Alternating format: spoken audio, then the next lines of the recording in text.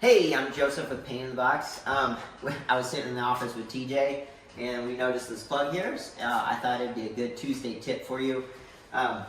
These are really annoying, these Cat 5 adapters in your houses, and sometimes we'll go in the homes and we'll see actually people just tape and paint around this, and I understand because these are tough to work with, so I'm just going to go through a couple different options if I encountered this in a home. And this is like, never taking this off. We're going to see what's behind here. See what we've got here, and then we'll kind of decide how we're going to cover it. But the basic premise is we want to get this plate off so we can get a little paint behind it.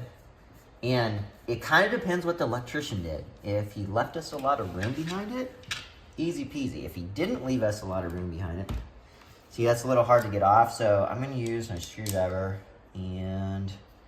Yep, I got a flathead in here. I want to see if I can get this off without actually ruining the wall. And then, oh, there it is, popped right off. Okay, so I got a little bit there. So there's no necessary right or wrong, but you definitely don't want it flipping, touching the wall. Sometimes, actually this one, you almost never see this. I could take this out. I'm going to leave this in though, because on most of the homes, that's not the case. So what I'd like to do, I'd like to just go like that if possible, okay? So a couple different options here. We've got some screws here. Obviously, we don't want to lose those. I either put them in a bag or, you see here, I personally like to do this. There's no right or wrong. You just don't want to lose your screws.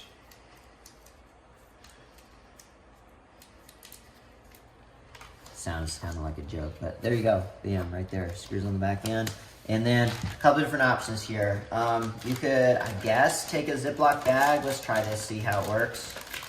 Oh, that works really nice. Okay, and we're gonna do the same thing. Check that out.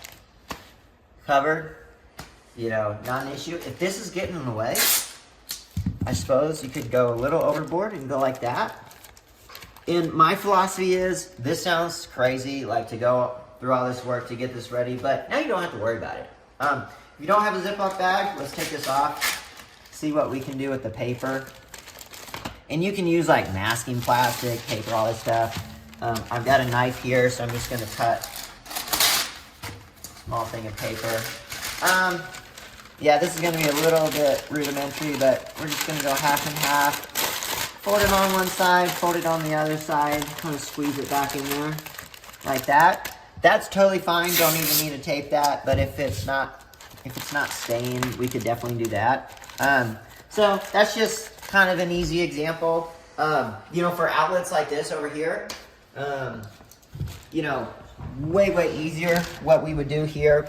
And I actually don't have the right tape with me. This is orange tape, and I don't want to put orange on these outlets, but I would just like pop this off.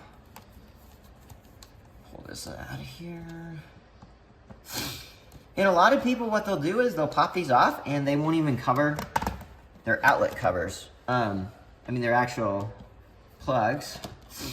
I'm sure you electricians out there are going to be like, Joseph, no, it's called this. Okay. Get that off a little bit more. They would just come in like we would come in.